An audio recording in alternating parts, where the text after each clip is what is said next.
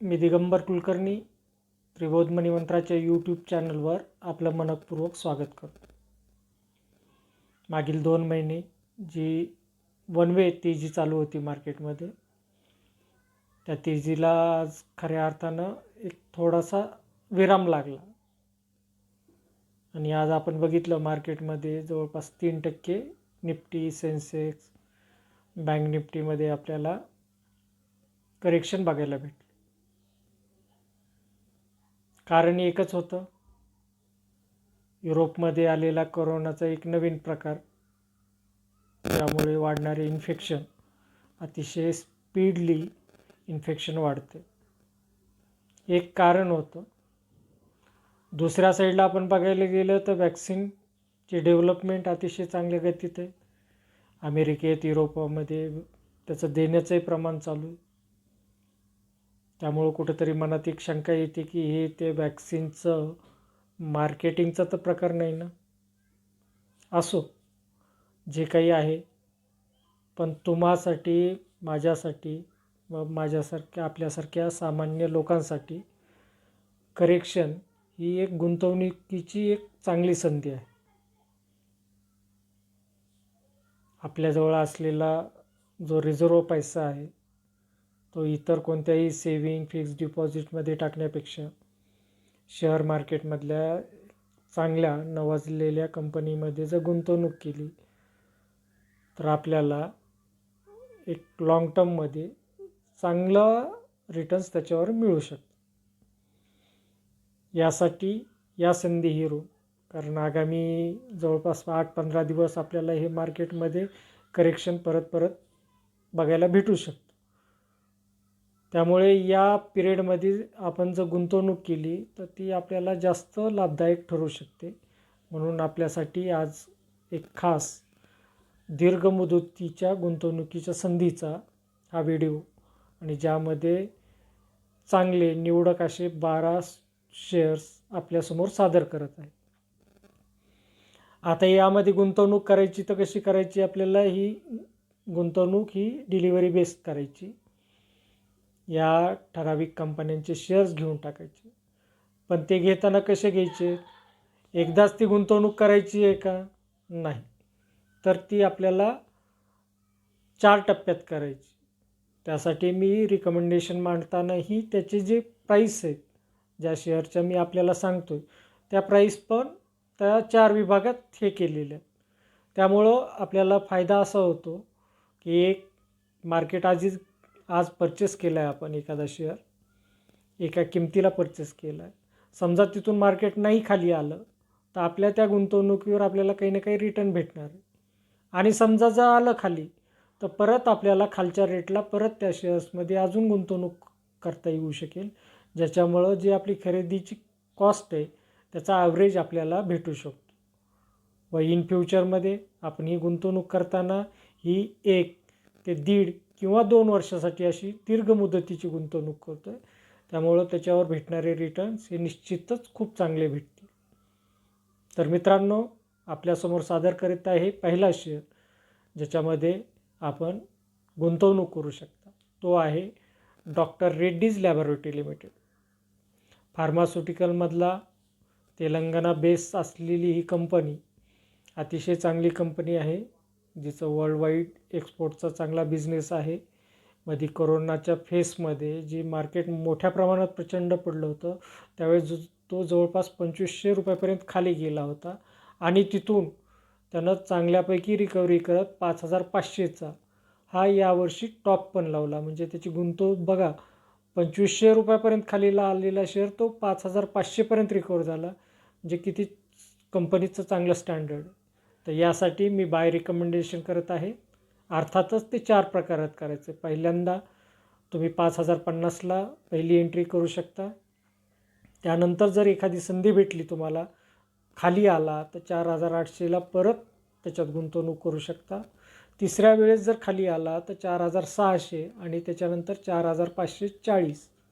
पण कोणत्याही गोष्टीला एक स्टॉप लॉस लावावा, म्हणून 3100 ही एक किंमत आपल्या मनात फिक्स करून ठेवा की याच्या खाली जर जात असेल तर मी त्या गुंतवणुकीतून बाहेर पडू. तर इन फ्युचरमध्ये आपल्याला 12 ते 18 महिन्यात या शेअरची प्राईस ही 6,300, 7,250 व 8,330 या लेवलपर्यंत गेलेली पण बघायला भेटू शकते. तर असा होता हा पहिला स्टॉक. दुसरा स्टॉक आपल्यासमोर सादर करत आहे तो आहे ITC लिमिटेड. जुन्या काळातली ही सिगारेटची कंपनी म्हणून सर्वांना परिचित असलेली ही कंपनी. पण मागील काही दिवसात त्यांनी त्या सिगारेटच्या बिझनेसपासून डायव्हर्सिफिकेशन करत दुसऱ्या सेक्टरमध्ये पण प्रवेश केला आहे, जसं की हॉटेल इंडस्ट्री आहे, पॅकेजिंगमध्ये, पेपर बोर्ड्समध्ये तर ते पहिल्यापासून आहेत, ॲग्री बिझनेस आहे, इन्फॉर्मेशन टेक्नॉलॉजी आहे आणि आता FMCGमध्ये पण त्यांची बरेच प्रोडक्ट आपल्याला आजूबाजूला बघायला भेटू शकतात. मित्रांनो, यासाठी मी बाय रिकमेंडेशन करत आहे 205 रुपयाचं पहिलं बाय रिकमेंडेशन. त्यानंतर त्याही खाली आला तर 195ला आपण ॲव्हरेज करू शकता. त्याही खाली आला तर 185 रुपयाला आपण ॲव्हरेज करू शकता आणि त्यानंतर 175 रुपयापर्यंतही आपण त्याला खरेदी करू शकता. त्यासाठी स्ट्रिक्टली स्टॉप लॉस लावायचा आहे 140 रुपयाचा आणि टार्गेट आहे 260, 300 आणि 340. इन फ्युचर आपल्याला 12 ते 18 महिन्यात हे तिन्हीही टार्गेट पूर्ण होऊन त्याहीपेक्षा जास्त याची मार्केट व्हॅल्यू झालेली आपल्याला आगामी काळात बघायला भेटू शकते. आणि आपल्याला यासोबतच ही कंपनीचं एक असं रेकॉर्ड आहे की ही डिव्हिडंड पण खूप चांगल्या पद्धतीनं देते. त्याचं डिव्हिडंडचं पर्सेंटेज बघायला गेलं तर आपल्याला वर्षाला कमीत कमी 5% आसपास आपल्याला त्याचं डिव्हिडंडमधनं इन्कम होतं. म्हणजे आपली शेअरचे व्हॅल्यू पण वाढत राहते प्लस डिव्हिडंडचं चांगलं इन्कम आपल्याला भेटू शकतं. त्यामुळं ही एक अतिशय नामी अशी संधी आहे की ज्याच्यामध्ये आपण गुंतवणूक करू शकता. मित्रांनो, आता तिसरा स्टॉक आपल्यासाठी आणला आहे महिंद्रा अँड महिंद्रा. महिंद्रा अँड महिंद्राच्या गाड्यात आपल्या सगळ्यांना परिचित आहेत. महिंद्रा या ब्रँडबद्दल पण सर्वांना माहिती आहे. अतिशय चांगला असा स्टॉकमध्ये कोरोनाच्या फेजमध्ये 245 रुपयापर्यंत गेला होता आणि ह्या मागील 2 महिन्याच्या तेजीमध्ये तो परत तेवढा त्याचा लॉस कवर होऊन 764 रुपयापर्यंत तो पोहोचला होता. तर असा हा अतिशय छानसा स्टॉक आहे ज्यासाठी मी बाय रिकमेंडेशन करत आहे. पहिलं 690, दुसरं 678, तिसरं 645 आणि चौथं 620 आणि स्टॉप लॉस 499चा. इन फ्युचरमध्ये आपल्याला 12 ते 18 महिन्यात या स्टॉकची किंमत 885, 1015 आणि 1165 रुपये आहे. मित्रांनो, ही जी गुंतवणूक आहे याच्यामध्ये आपल्याला वन टाईम गुंतवणूक करून निर्धास्त बसायचं आहे. अतिशयही चांगल्या कंपन्या आहेत. मार्केटमध्ये त्या कंपन्यांचा परफॉर्मन्स अतिशय चांगला आहे, नावाजलेल्या आहेत आणि भारताच्या जडणघडणीत या कंपन्यांचा खूप मोठा सहभाग आहे. त्यामुळे या कंपन्यामध्ये त्यांच्यावर वॉच ठेवणारे एजन्सीज वगैरे भरपूर असतात. त्यामुळं आपल्या जी गुंतवणूक आहे ती सर्वात जास्त सुरक्षित राहते. आपण इतरही IPOचे आलेले शेअर बघतो, एका दिवसात 60, 70, 80, 90% वाढलेले असतात. पण काय होतं की नंतर खालचं सर्किट लागायला लागलं की आपली सगळी गुंतवणूक कधी आपल्या हातातनं निघून जाते आपल्याला कळतही नाही. त्यापेक्षा ह्या चांगल्या कंपन्यामध्ये केलेली गुंतवणूक निश्चितच आपला पैसा सुरक्षित ठेवून आपल्याला चांगल्या पद्धतीचे रिटर्न्स मिळवून देऊ शकतात. मित्रांनो, आता पुढचा स्टॉक आहे टाटा मोटर. परत एकदा ऑटोमोबाईल इंडस्ट्रीमधला हा स्टॉक आहे. मी आपल्यासमोर सादर करताना मित्रांनो प्रत्येक सेक्टर वाईज सादर करतो आहे. आपण बघत असाल जे मार्केटचे जाणकार आहेत त्यांना माहिती आहे की मागील काही दिवस एक सेक्टर चाललं तर दुसरं सेक्टर शांत राहायचं, परत दुसरं सेक्टर चालायचं, परत तिसरं सेक्टर चालायचं. त्यामुळं आपली इन्व्हेस्टमेंट ही प्रत्येक सेक्टरच्या नामी स्टॉकमध्ये असणं अतिशय गरजेचं आहे. त्यासाठी ही टाटा मोटरचं बाय रिकमेंडेशन करत आहे 160 रुपयाला. दुसरे 152, 142 आणि 124पर्यंत आपण त्याच्यामध्ये गुंतवणूक करू शकता. स्टॉप लॉस वापरायचा 119 रुपयाचा आणि टार्गेट आहे इन फ्युचर आपल्याला 12 ते 18 महिन्यात 216, 248 आणि 285 पार केलेला पण आपल्याला बघायला भेटू शकतो. मित्रांनो, आता पुढचा स्टॉक आहे अर्थातच भारताची जान रिलायन्स इंडस्ट्री. रिलायन्सच्या ब्रँडबद्दल आपण काही सांगायलाच नको. ज्या पद्धतीनं त्यांनी जिओचं नेटवर्क वगैरे आपण बघतो आहे आता रिटेल सेक्टरमध्ये ते घुसतात, कोण प्रत्येक याच्यामध्ये त्यांचं कंपनीची गुंतवणूक आणि कंपनीचं कार्य आहे. तर असा हा शेअर अतिशय चांगला शेअर आहे, ज्यासाठी मी पहिलं बाय रिकमेंडेशन करत आहे 1900 रुपयाचं. त्याच्याही खाली आला तर 1830ला परत आपण त्याच्यात इन्व्हेस्ट करू शकता. त्याच्याही खाली जर आपल्याला संधी भेटली तर 1680ला भेटू शकते, तिथंही गुंतवणूक करू शकता. आणि त्याही खाली आला तर 1590ला गुंतवणूक करू शकता. त्यासाठी स्टॉप लॉस 1399 रुपयाचा वापरायचा आहे. टार्गेट आहे 2500 रुपये, 2875 आणि 3300 रुपये. या शेअरची मी जी टाईम लिमिट देतो आहे ती 1 ते 2 वर्षासाठी देतो आहे. त्यामुळं अतिशय चांगली इन्व्हेस्टमेंट, आपला पैसा सुरक्षित राहून आपल्याला चांगल्या पद्धतीनं अतिशय चांगले रिटर्न भेटू शकतात. मित्रांनो, आता पुढचा स्टॉक घेऊन आलो आहे आपल्यासाठी TCS.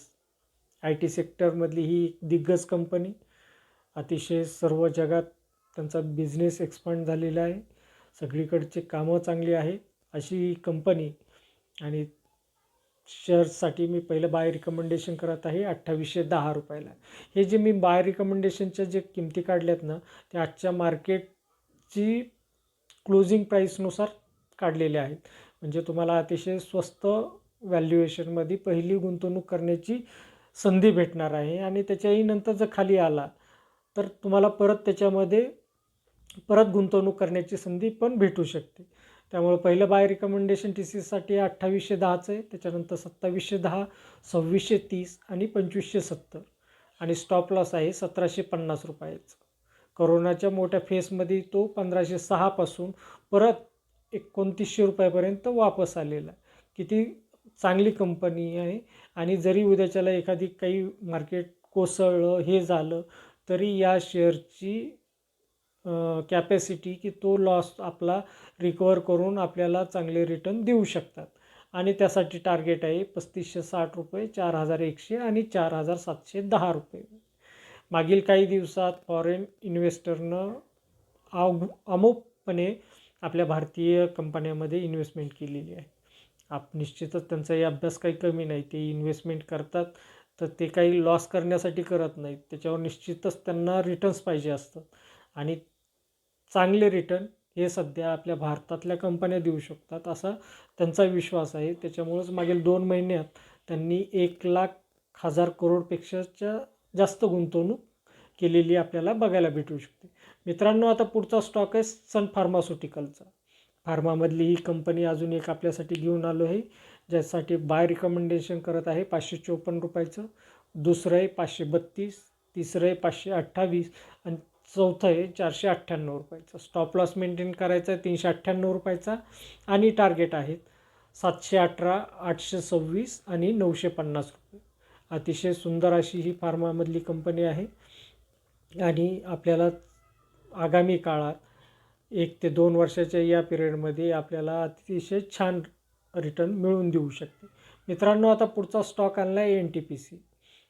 गव्हर्मेंटचं आधिपत्य असलेली ही कंपनी, जी की पॉवर प्लॅन्ट चालवते.